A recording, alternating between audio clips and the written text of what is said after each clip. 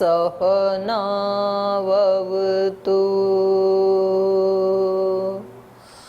सहनौ भुनक्तु सह वीर्यं करवावहै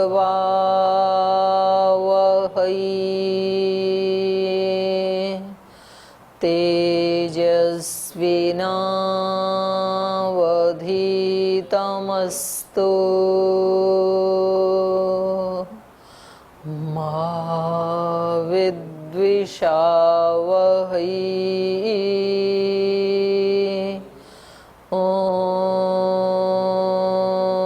शांति शांति शांति।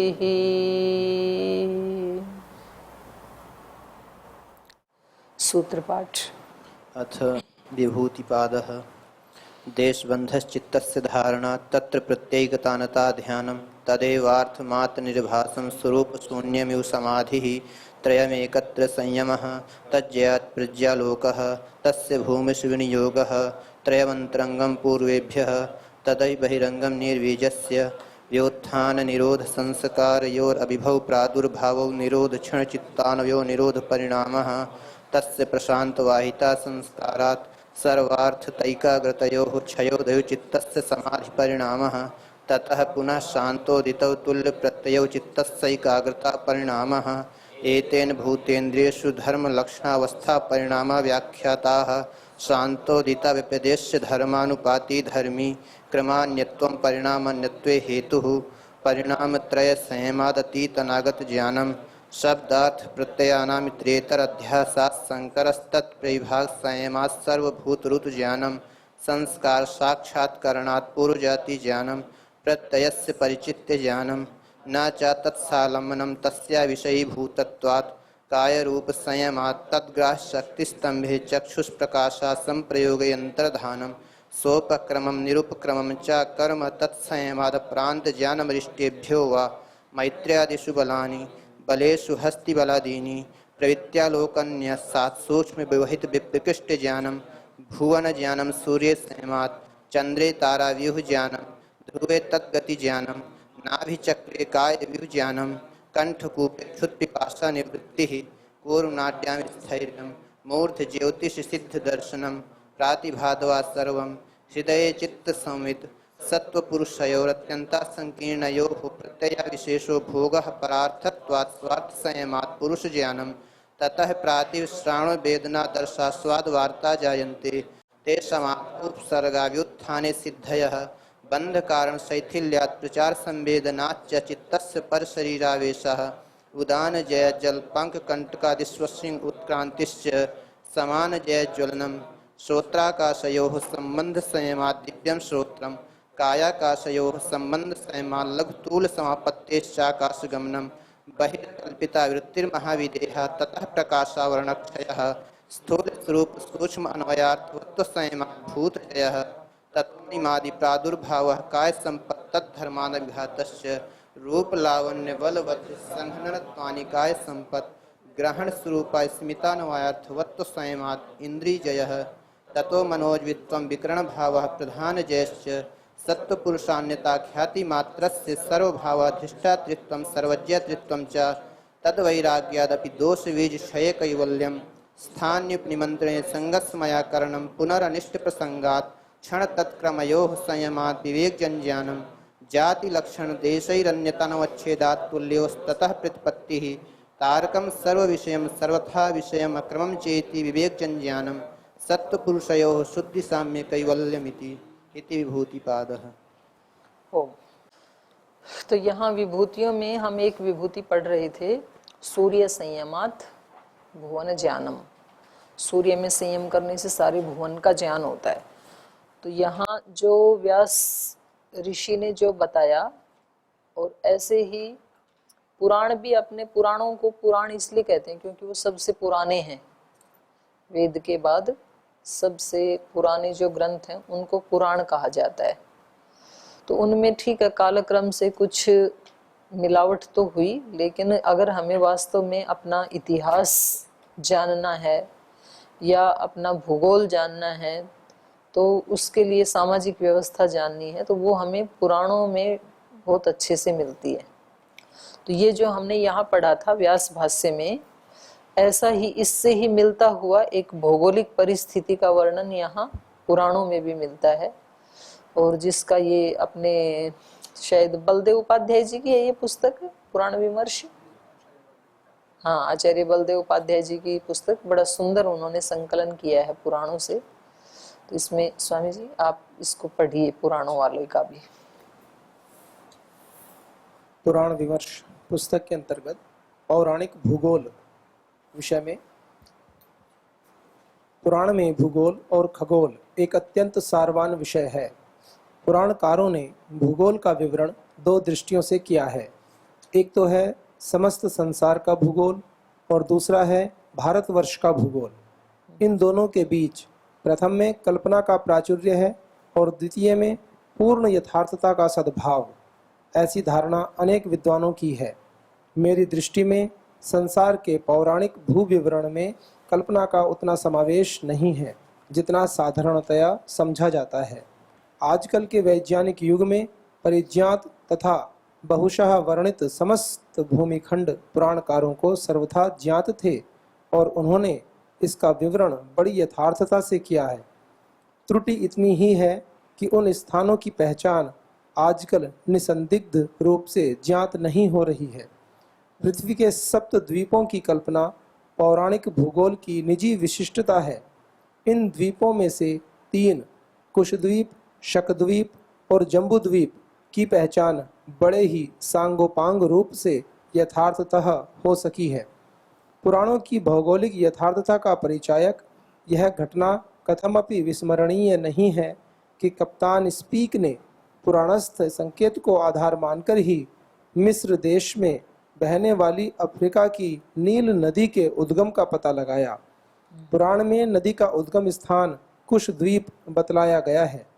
कुश देश तथा कुश लोगों का उल्लेख प्रख्यात पारसीक सम्राट दारिय बहु 522 से 486 ईस्वी पूर्व के अनेक फारसी अभिलेखों में मिलता है। कुश द्वीप को आधुनिक नूबिया मानकर पौराणिक वर्णन का अनुसरण करते हुए कप्तान स्पीक ने नील नदी का स्रोत खोज निकाला। यह पौराणिक भूगोलीय यथार्थता का विजय घोष है। वहाँ कुश लोगों का राज्य 2200 से 1800 ईस्वी पूर्व में था। शकद्वीप की पहचान यूनानी लेखकों द्वारा वर्णित सिथिआ से की जाती है। पुराणों के द्वारा वर्णित शक देश ये विश्व की दूसरी बड़ी नदी है नील नदी। जो इसका स्रोत है, मतलब एक एक बूंद गिरती है, एक बूंद 7 सेकंड के बाद गिरती है वहाँ, जो इसका स्रोत है। लेकिन इतने वर्षों से क्योंकि वो सतत गिर रही है एक एक बूंद, बाद में तो गंगा की तरह और भी उसमें मिल जाते हैं झरने आदि। तो सातत्य की क्या महिमा है वो देखने के लिए भी ये बहुत अच्छा स्थान है, नील नदी का जो उद्गम है कुशद्वीप, कुशद्वीप में। पुराणों के द्वारा वर्णित शक देश की अवान्तर जातियों का, वहाँ के दूध सागर का तथा नदियों का विवरण इतना यथार्थ है कि यह स्पष्टतः कल्पना प्रसूत न होकर ठोस अनुभव पर आश्रित है। भारतवर्ष के नवीन उपनिवेश जहाँ हिंदुओं ने जाकर अपनी सभ्यता और संस्कृति की वैजयंती फहराई थी, पुराणों में विशदता के साथ उल्लिखित और वर्णित है। एशिया की व्यापारिक दृष्टि से महत्वशालिनी बड़ी बड़ी 7 नदियों का वर्णन भी उतना ही यथार्थ है। पाताल की पहचान पश्चिमी गोलार्ध से की गई है, जिसमें मध्य अमेरिका के मया संस्कृति के क्रीड़ा, मया संस्कृति कह रही थी मैं उस दिन जी, जिसमें मध्य अमेरिका के मया संस्कृति के क्रीड़ा क्षेत्र मेक्सिको और पेरू के भूवृत्त का नियामक वर्णन है। इस प्रकार पौराणिक भूगोल यथार्थ है, काल्पनिक नहीं। इतना होने पर भी अभी भी उसकी कुछ भौगोलिक सामग्री इतनी उलझी हुई और गोलमाल है कि उसके आधार पर विश्व का पूरा नक्शा अभी भी ठीक ठीक तैयार नहीं किया जा सकता। यहाँ इस पौराणिक भूगोल के मुख्य अंशों की एक संक्षिप्त रूपरेखा प्रस्तुत की जा रही है। पुराण में भुवन कोश एक महत्वपूर्ण विषय है। इसमें समग्र भुवनों का भौगोलिक नाम, विस्तार तथा स्वरूप का विशद वर्णन पुराणों में उपस्थित किया गया है। इस भूवृत्त को समझने के लिए इसके केंद्र स्थानीय पर्वत मेरु का स्वरूप जानना परम आवश्यक है। समस्त पृथ्वी को कमल का रूप स्वीकार किया गया है, जिसकी कर्णिका मूल मध्य, जहाँ से पंखुड़ियाँ निकलकर चारों ओर फैलती हैं, तो जिसकी कर्णिका में मेरु पर्वत की स्थिति मानी गई है। अव्यक्तात् पृथ्वी पद्मम मेरु पर्वत कर्णिकम वायु प्राण में आता है। वायु प्राण का अन्यत्र कथन है कि उस महात्मा प्रजापति का सोने का बना हिरणमय मेरु पर्वत गर्भ है। समुद्र गर्भ से निस्यंदमान उदक हैं और शिराएं तथा हड्डियां पर्वत हैं। हिरणमयस्तु यो मेरुस् तस्योल्बम तन महात्मनः गर्भोदकम समुद्राश्चय सिराद्यस्थीनि पर्वताः। यह वायु पुराण में मिलता है। इसी प्रकार मत्स्य पुराण में मेरु अव्यक्त तो जन्मा। ये जो पौराणिक जब हम कहेंगे हिरण्यगर्भ समवर्तत आग्रे, तो ये फिर इसको कहेंगे सुमेरु पर्वत को, क्योंकि वहां पर ही मनुष्यता का वो हुआ विकास है, ऐसा इनका मानना है। इसी प्रकार मत्स्य पुराण में मेरु अव्यक्त जन्मा ब्रह्मा का नाभि बंधन माना गया है। नाभि बंधन संभूतो ब्रह्मणो अव्यक्त जन्मनः मत्स्य पुराण। तात्पर्य यह है कि मेरु पर्वत पृथ्वी की नाभि होने से वह केंद्र है, जिसे मूल मानकर भुवन कोश का विन्यास किया गया है। मेरु पर्वत पुराण परंपरा के अनुसार इलावृत वर्ष के मध्य में स्थित है, जो जम्बू द्वीप का केंद्र माना जाता है। इलावृत के चारों ओर 4 पर्वत मेरु को आलंबन देने वाले खंभों के समान फैले हुए हैं।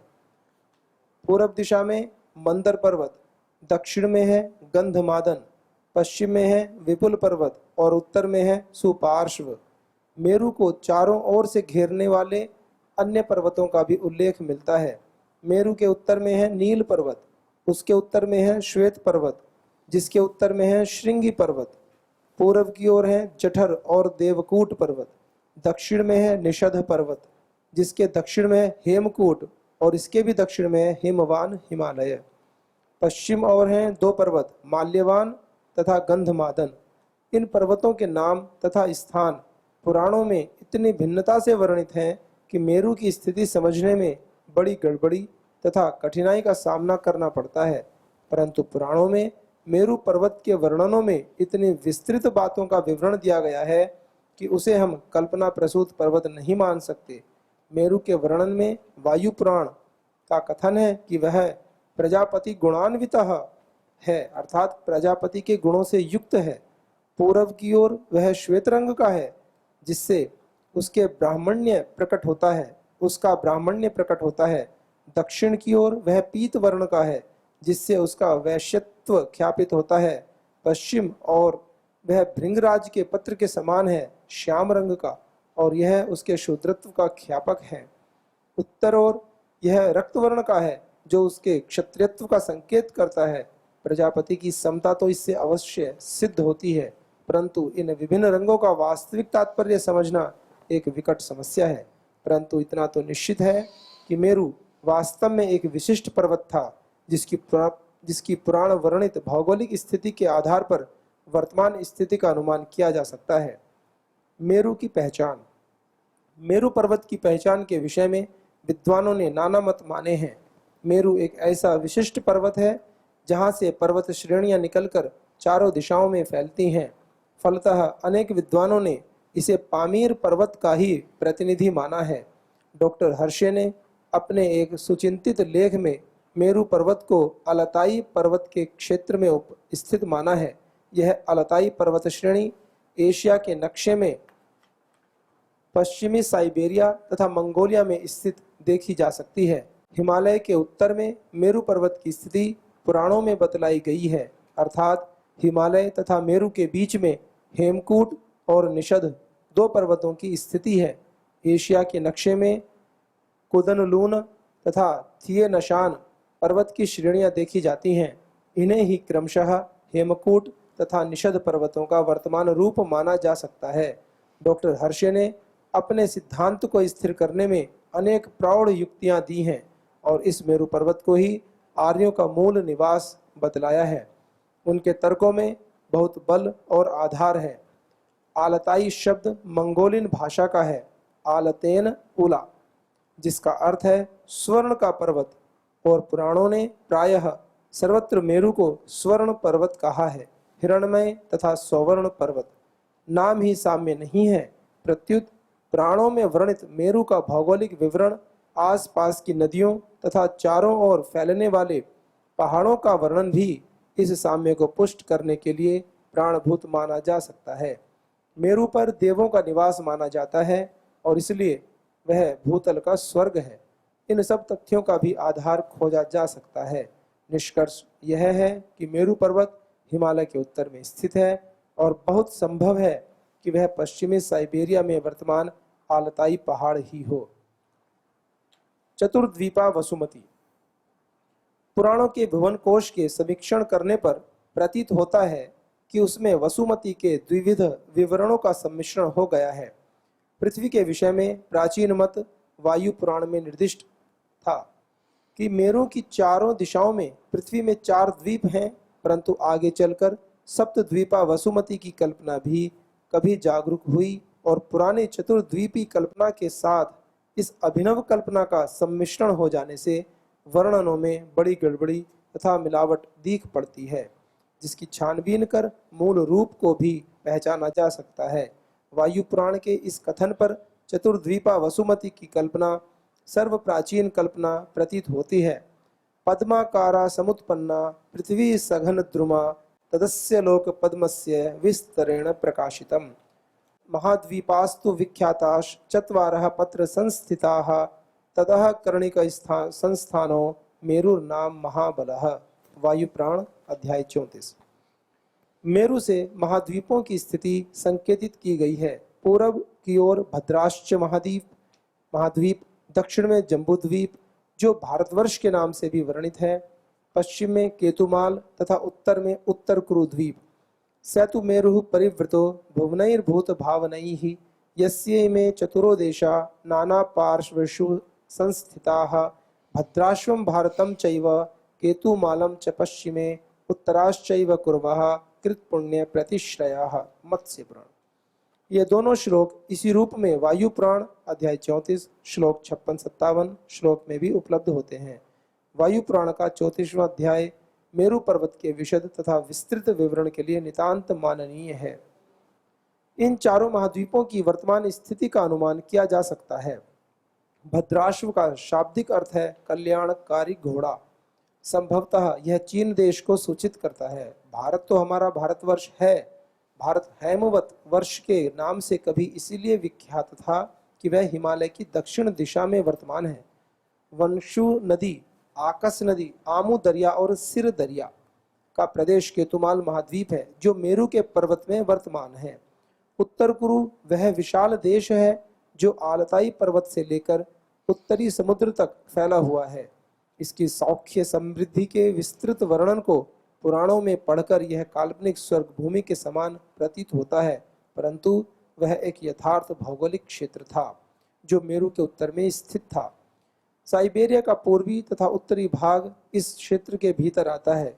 भौगोलिक परिवर्तनों के कारण आज यह प्रदेश अत्यंत शीतमय तथा हिममय होने से मानवों के निवास के लायक नहीं रहा, परंतु कभी यह बड़ा ही समृद्धिशाली प्रदेश था और आज भी वहाँ की खानों से निकलने वाली बहुमूल्य धातुओं की सत्ता से उसके वैभव का संकेत समझा जा सकता है।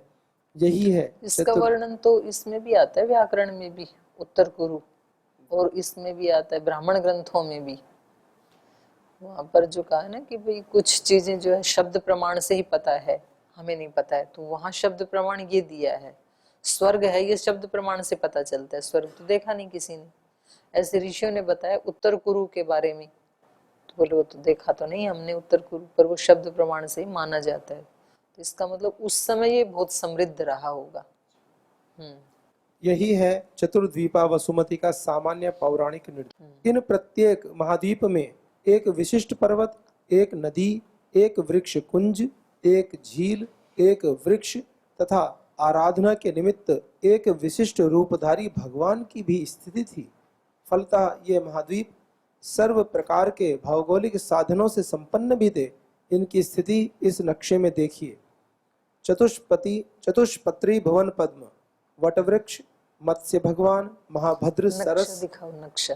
सावित्र वन, सोमा नदी, श्रृंगी पर्वत, उत्तर कुरु, उत्तर कुरु में एक और केतुमाल, ऋषभ, पारियात्र पर्वत, चक्षु, वक्षु नदी भी कहते, वही भ्राज्य वन, शीतोद सरस, वराह भगवान, अश्वत्थ वृक्ष, मेरु में इलावृत वर्ष, इसके अंतर्गत भारतवर्ष, कैलाश हिमवत पर्वत, अलकनंदा, नंदन, मानस सरस अर्थात मानस सरोवर, कच्छप भगवान, जम्बू वृक्ष, और इधर भद्राक्ष, देवकूट पर्वत, सीता नदी, चैत्र रथ वन, अरुणोद सरस, हयग्रीव भगवान, भद्र कदम्ब वृक्ष।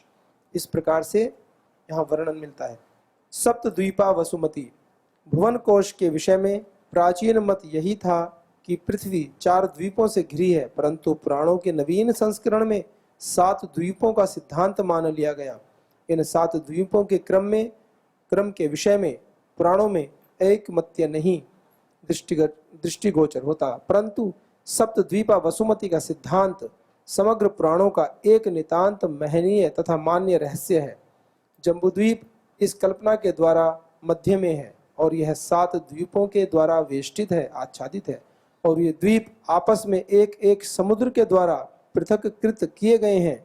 इनके नाम इस प्रकार हैं: जम्बूद्वीप क्षार समुद्र या लवणोदधि द्वारा वेष्टित, प्लक्ष गोमेदक द्वीप इक्षुरस समुद्र द्वारा वेष्टित, नंबर 3 शालमली द्वीप सुरा समुद्र के द्वारा वेष्टित, नंबर 4 कुश द्वीप घृत समुद्र द्वारा वेष्टित, नंबर 5 कौंच द्वीप दधी समुद्र द्वारा वेष्टित, 6 शाक द्वीप क्षीर समुद्र के द्वारा वेष्टित, 7 पुष्कर द्वीप स्वादु जल समुद्र द्वारा वेष्टित। इनमें प्रथम या मध्य स्थित जम्बू द्वीप का विस्तार 1 लक्ष योजन है। प्रत्येक द्वीप अपने ये तो बिल्कुल वही है ना जो यहाँ व्यास भाष्य में है। 1 लक्ष योजन यहाँ बताया है, और ये समुद्र भी 7 समुद्र ऐसे ही बताए हैं इन्होंने, नाम भी वही है। तो इसको तो क्योंकि महर्षि दयानंद जी ने भी प्रामाणिक माना है ना व्यास भाष्य और योग दर्शन को, तो ये वाला पक्ष तो मतलब इसका सत्य मानना पड़ेगा जी। इससे एक निवेदन ये भी, इसमें एक ऐसा भी है कि हमारे पुराणों में इतना ज्ञान का भंडार था, तो पुरातन काल में बीच ये जो बीच का खंड रहा है, तो ऐसा भी षड्यंत्र किए गए होंगे कि इसमें इतना कूड़ा करकट भर दो, इसमें इतनी चीजें कि ये इस इतिहास से विश्वास के योग्य ही ना रहेंगी, उसको इतना दूषित कर दिया गया। ये भी एक है उसके कारण भी कि खुद इनके जो अनुयायी हैं उन्हीं को ही इनसे दूर भागने की इच्छा हो, घृणा हो जाए। इनमें प्रथम या मध्य स्थित जम्बू द्वीप का विस्तार 1 लक्ष योजन है। प्रत्येक द्वीप, आजकल कुछ लोगों ने को चलाया हुआ है ना आश्रम के नाम पे, कुछ सीरियल है कि फिल्म है कि कुछ है ऐसा, तो उसमें मतलब ऐसा कुछ भर रखा है कि आश्रमों में ये होता है, नाम आश्रम है और उसमें सब, मैंने देखा नहीं, किसी ने बताया कि जो आश्रमों को बदनाम करने की साजिश है, पता नहीं फिल्म है सीरियल है जो भी है कुछ। इनमें प्रथम या मध्य स्थित जम्बू द्वीप का विस्तार 1 लक्ष योजन है। प्रत्येक द्वीप अपने पूर्व द्वीप से आयाम में द्विगुणित है, फलतः लक्ष द्वीप का विस्तार द्विलक्ष योजन माना जाता है। इसी प्रकार अन्य द्वीपों का भी विस्तार समझना चाहिए।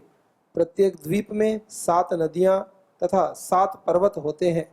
द्वीपों का यह क्रम वायु पुराण, विष्णु पुराण, भागवत पुराण तथा मार्कंडेय पुराण के अनुसार है। मत्स्य पुराण के अनुसार द्वीपों का क्रम इस प्रकार है: जम्बूद्वीप, नंबर 2 शाक द्वीप, 3 कुश द्वीप, क्रौंच द्वीप, शालमल द्वीप, गोमेद द्वीप तथा पुष्कर द्वीप। इन द्वीपों की वर्तमान भौगोलिक स्थितियों का पता लगाना नितांत दुस्साध्य है।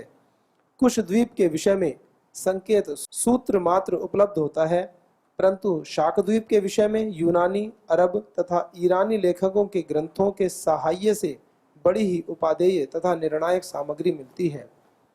कुश द्वीप, कुश नामक देश तथा वहां के निवासी कुशीय लोगों का उल्लेख अनेक प्राचीन फारसी शिलालेखों में मिलता है। उदाहरणार्थ दारयबहु, अंग्रेजी में डायरियस। ये कुशद्वीप भगवान राम जी की जो पुत्र थे कुश कुश। के, हाँ मेरे दिमाग में भी वही है कि कुश ने तो नहीं बसाया था, क्योंकि उस समय तो वो चक्रवर्ती सम्राट थे ना, तो पूरे भूमंडल पे उनका राज था। उसमें भगवान राम जी की प्रतिज्ञा के विषय में भी आता है, जब बाली कहते हैं कि आप तो अयोध्या के सम्राट हैं, आपने मुझे क्यों मारा, तो वो कहते हैं कि संपूर्ण पृथ्वी पर जहाँ भी धर्म का शासन हाँ। होगा वहां पर हमारा धर्म होता है। हाँ, उन्हें फैलाया हमें उन्होंने अधिकार अपने प्राप्त समय में, पूरी पृथ्वी पे फैलाया अपना राज्य। आज जो बात महाराज जी कर रहे हैं, जो कल बात चल रही थी, फ्रांस के बच्चे यहाँ आएंगे पढ़ेंगे, फिर वो वहां तो एक तरह से मतलब पूरे के ऊपर ही फिर एक तरह का मानसिकता हो जाती है ना, तो यूं कहेंगे कि भाई योग का साम्राज्य था उस समय, सारी पृथ्वी पे सबने अपनाया योग को, तो इस तरह से।